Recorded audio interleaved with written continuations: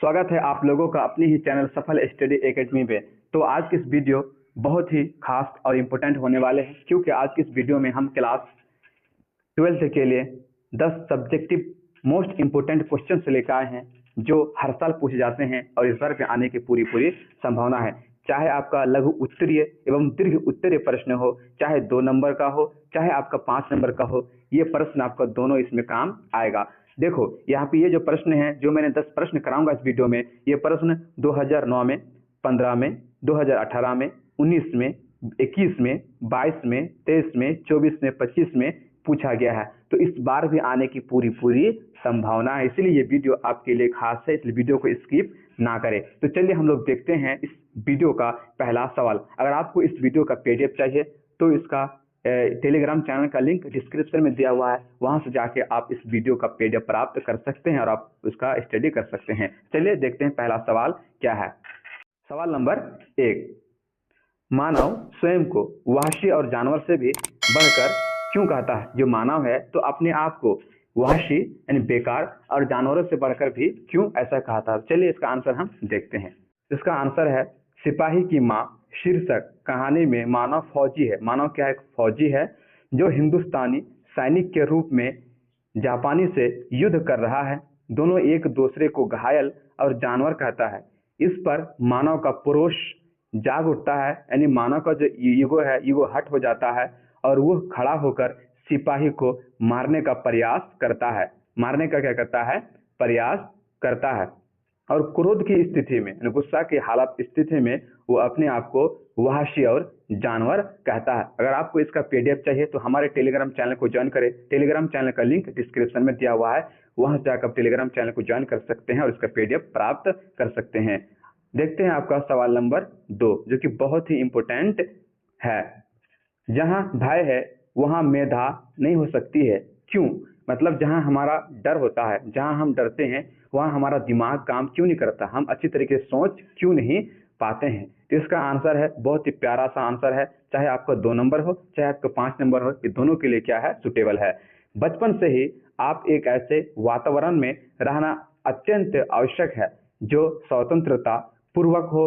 हम में से अधिकांश व्यक्ति ज्यों-ज्यों बड़े होते हैं, क्या होते हैं? ज्यों-ज्यों बड़े होते हैं, त्यों-त्यों ज्यादा भयभीत हो जाते हैं। हम जीवन से, नौकरी के छूटने से, परंपराओं से और इस बात से भयभीत रहते हैं कि पड़ोसी की पत्नी या पति क्या कहेंगे। यानी हम सोचते हैं कि जो हमारा जो पड़ोसी है तो वो हमारे बारे में क्या सोचते हैं या हमको फिर क्या कहेंगे। ठीक है, हम मृत्यु से भयभीत रहते हैं। हम मौत से भी क्या करते हैं? डरते हैं कि मौत आज आ जाए कि कल आ जाए। हम मौत से भी डरते हैं।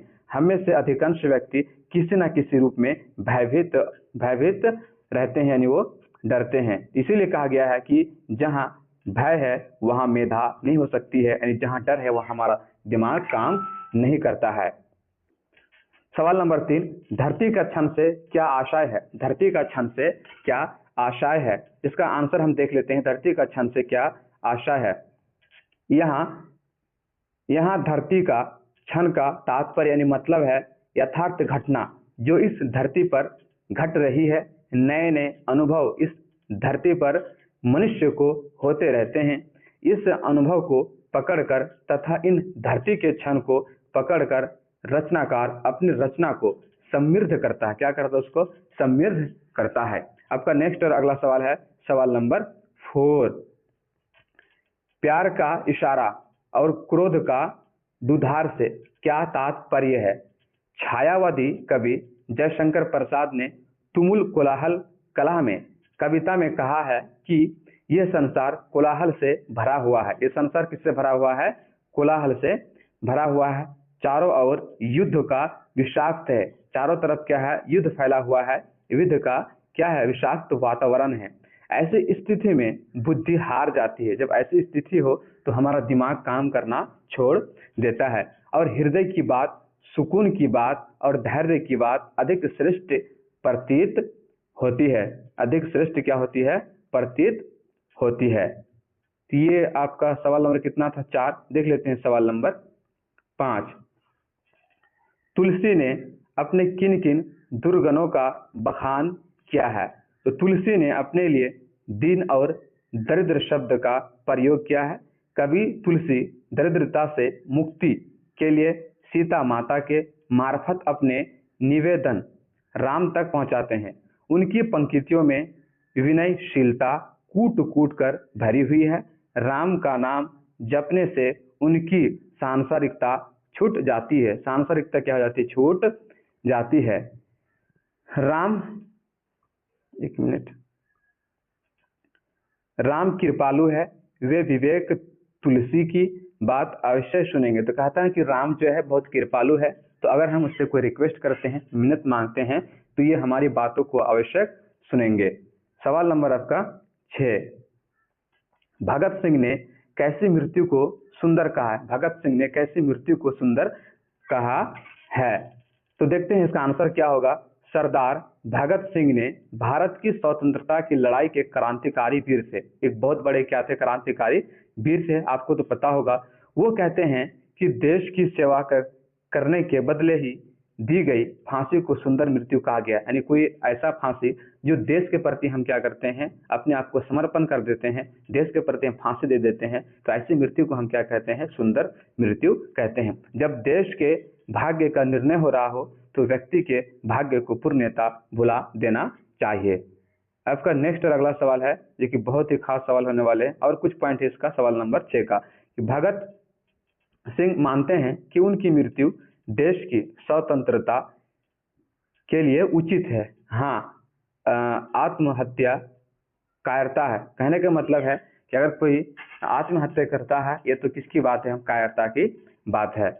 आपका सवाल नंबर है 7, सुभद्रा कुमारी जी के पति के व्यक्तित्व के बारे में बताइए। जो सुभद्रा कुमारी चौहान है, तो उसकी पति के बारे में आपको क्या करना है? बताना है। तो सुभद्रा कुमारी के पति ठाकुर लक्ष्मण सिंह कौन थे? ठाकुर लक्ष्मण सिंह थे चौहान। अत्यंत कर्मठ व्यक्तित्व थे, बहुत ही अच्छे मजबूत आदमी थे। उन्होंने अंग्रेज सरकार द्वारा जब्त कुली प्रथा और गुलामी प्रथा का नाश को बढ़ावा दिया और अंग्रेजों से जमकर विरुद्ध किया। वो एक समाज सेवी व्यक्ति भी थे। तो उन्होंने क्या किया कि अंग्रेजों के साथ जम करके लड़ा, अंग्रेजों का मुंह तोड़ जवाब दिया, और उसके साथ साथ वो क्या करते थे? मतलब कि समाज में भी सेवा करते थे, इसलिए उन्हें क्या कहा गया? समाज सेवी के नाम से भी जाना गया। सवाल नंबर 8, ये सवाल जो है ना बहुत ही आपका यानी बहुत ही इंपॉर्टेंट है। देख लेते हैं, नदियों की वेदना का क्या कारण है? तो नदियों की वेदना के कारण निम्नलिखित है। तो आपको भी इस तरीके से क्या लिखना है? आंसर लिखने से पहले बताना है कि नदियों की वेदना के कारण निम्नलिखित है, फिर उसके मतलब पॉइंट बाय पॉइंट आपको क्या लिखना है? आंसर लिखना है। तो पहला में क्या दिया है? नदियों में गंदे जल का विसर्जन। नदियों में हम लोग क्या करते हैं? ठीक है, गंदे जल को गिरा देते हैं, इससे भी नदी का क्या हो जाते हैं? मतलब वेदना हो जाते हैं। नदियों की तलहटी में गाद का संग्रहण होना, नदियों की तलहटी में गाद जम जाना, नदी प्रवाह को बाधित कर देना। नदी का जो मतलब प्रवाह होते हैं, जो पानी का जो चाल होते हैं, उसको हम लोग क्या कर देते हैं? रोक देते हैं। नदियों में शहरों का अवशिष्ट प्रवाहित करना, यानी नदियों में हम जितने भी शहरों का कचरा होते हैं, गंदगी होते हैं, सीवेज होते हैं, सारे को सारे हम क्या कर देते हैं? नदियों में डाल देते हैं। तो इन कारणों से हमारी नदियां गंदगी हो गई है। को सवाल नंबर 9, बातचीत के संबंध में बेन जॉनसन और एडिसन के क्या विचार है? तो देखते हैं, बेन जॉनसन का पहला हम विचार देखते हैं। बेन जॉनसन का ये कहना था कि बोलने से ही मनुष्य के रूप का साक्षात्कार होता है। यानी जब कोई व्यक्ति बोलता है तो उससे पता चलता है कि इंसान कैसा होगा। बोलने से ही मनुष्य के रूप की सुंदरता और क्रूरता का पता चलता है। जब एक इंसान बोलता है तो पता चलता है कि इंसान कैसा होगा, या अच्छा होगा या फिर आपको बुरा होगा। तो बोलने से क्या हम पता लगा लेते हैं। किसका कहना है? बेन जॉनसन का ये कहना है। एडिसन का क्या कहना है? एडिसन कहता है, एडिसन का मत है कि असल बातचीत सिर्फ 2 व्यक्तियों में ही हो सकती है। जब दो आदमी होते हैं तभी अपना दिल एक दूसरे के सामने खोलते हैं। जब 3 हुए तो वह 2 की बात कोसों दूर हो जाती है। कहने का मतलब जब 2 हैं तो अच्छी बात है, दोनों की बात हम आमने सामने करते हैं, दोनों खुल के बताते हैं। लेकिन जब 3 आदमी हो जाते हैं तो फिर वहाँ हम खुल के बात नहीं करते हैं, खुल के बात नहीं करते हैं। तो किसका कहना था? ये एडिसन का कहना था। आपका नेक्स्ट और अगला सवाल है सवाल नंबर 10, और ये आपका आखिरी सवाल है। गैंग्रीन क्या है?